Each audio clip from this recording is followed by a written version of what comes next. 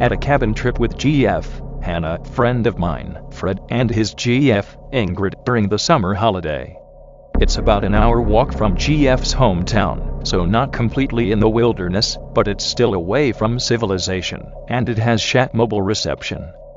There is an area with pastures and cabins, and a massive wood of evergreens that I guess I part of the Taiga belt. The area is used as summer pastures for sheep, and at times cows, so they hang around there. First evening we just sit on the porch, when suddenly a group of 12 or something sheep and lambs just run like all hell past the cabin.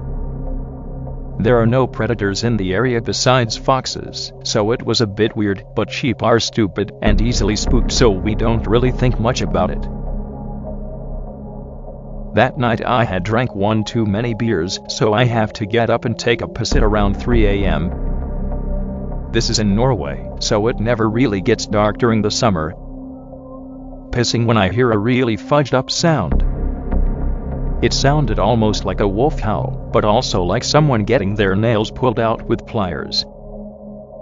Far, far away, and it sounded like it came from a densely wooded area that starts about 300 meters from the cabin.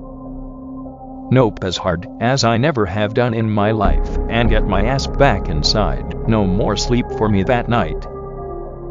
Tell Hannah, Fred, and Ingrid about it the next morning. They were all passed out, so they did not hear shit. Girls are spooked, but Fred laughs and calls me a pussy. Next day we go for a hike up to the mountains. After an hour or so we come across a sheep carcass on the trail. Now sheep getting themselves killed on the summer pastures is not unusual. Usually those dumb assholes fall to their death or something, but this was in a pretty flat area, so that seemed very unlikely. None of us know much about this shit, but it looks like it has been there a couple of days, and that birds and other animals have had their way with it. Right now, I am spooked as fudge, but I compose myself, and we carry on. Can't shake the feeling that we are being observed somehow. Get back to the cabin at around 6 p.m. and we start preparing dinner and getting a fire ready for the evening. Ingrid goes to get firewood that is stored in a small shed about 50 meters or so from the cabin. I stand on the kitchen when I see her through the window come sprinting back with no wood. She slams the door shut and is completely hysterical, claims she saw a big animal walking on its hind legs just inside the tree line. She's hysterical. Hannah is scared, I know, but tried to keep a straight face. My friend says the girls are ridiculous and that it must have been a person. People do hike in the area, but rarely in the spruce woods, since it's just dark and chatty in there. Eventually we calm down a bit, and after some alcohol we forget about it and the mood picks up. We sit there when the howl scream comes again. Difference is that everyone hears it this time. We collectively knock the fudge out, collect our shit, and get our asses inside. Now there are wolves in Norway, but not in the area. Once a decade or so a stray can wander here, but it's super rare, and they usually get shot tangled pretty fast. Inside, both girls are scared to death. Me and Fred try to act tough, but we both are scared shitless too. Wolves are one thing, but something about this just felt wrong. We spend most of the evening looking out the windows, and all agree that no one goes outside alone and that we all should sleep in the same bedroom, so we bring mattresses to the floor so me and my friends can sleep on while the girls take the bed. I don't know about the others, but after what seems an eternity, I fall asleep. Suddenly at the middle of the night I wake up to a loud fudging bang on the outside wall. Girls both scream their lungs out and suddenly Ingrid, who is next to the window, eyes widen, and she turns white as a sheet and start hyperventilating. We just sit there and look at her, but suddenly Hannah yells at me and tells me to call for help. Despite the chat signal up there, I luckily get 1 bar of signal, but really have no fudging clue who to call really. The fudging cops? Suddenly remember that both of my GF's brothers, Roger and Eric, hunt, and they have apps. I call one of them, it's in the middle of the night, but luckily he picks up the phone. He's not thrilled about getting woken up at the middle of the night, but I guess he can sense the panic in my voice, so he takes me seriously. I tell him there is a wolf or some shat stalking us, and I asking him to get his brother, brings guns, and get here ASAP. While we sit there, scared shatless, we can hear something walking outside and we can hear heavy breathing. We close the curtains, and no one dares to go near the window.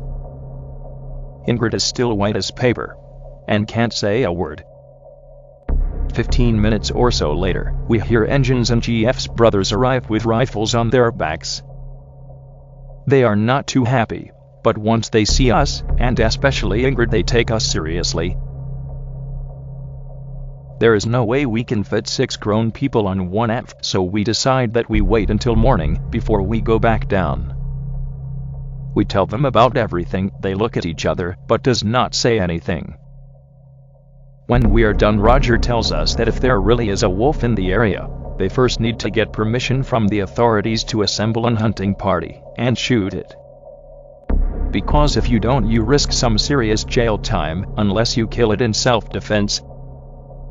Next morning, as soon as the sun rises, we haul ass from there and get back to my GF's parents.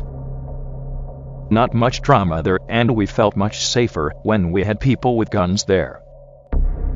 When we get back down, Ingrid finally speaks again. She's sobbing, and tells us she saw a big animal that rounded the corner of the cabin, and that it was much larger than an ordinary wolf, but not a bear either. Collective notes from all of us, but we at least are safe now, and none of us ever want to go back to that fudging cabin in our lives. Next part is second hand since I did not experience it myself. Roger and Eric contact the authorities about the wolf the next day. Turns out several people beat them to it, and there had been several people reporting in about disemboweled sheep, and 2 hikers reported hearing a weird howl. With so many reports, they granted a limited permission to hunt the animal, and any licensed volunteer with a hunting license could go. Eric and Roger was thrilled, since the most dangerous thing they had hunted before was deer, and a lot other hunters came along. Around 10 or so total. They 2 go in one group, a friend of theirs they call Puma goes in another with his father. They kept at it all day, without seeing or hearing shat. It was getting really late, but they agreed over radio to keep at it since they had plenty of food, although it was getting pretty foggy.